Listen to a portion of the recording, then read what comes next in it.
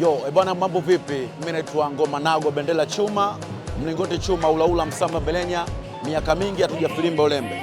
Bwana tunajua kabisa siku ya tarehe 29 tunaenda kupiga kura, yani inamaanisha Watanzania wote siku ya tarehe 29 tutakuwa tunaenda kwenye kupiga kura. Sasa naongea na vijana wenzangu ambao tuko majumbani, siku ya tarehe 29 unaruhusiwa kama kijana, kama umefikisha miaka 18, basi ni haki yako wewe kama kijana kusogea kwenda kupiga kura siku ya tarehe 29 Oktoba.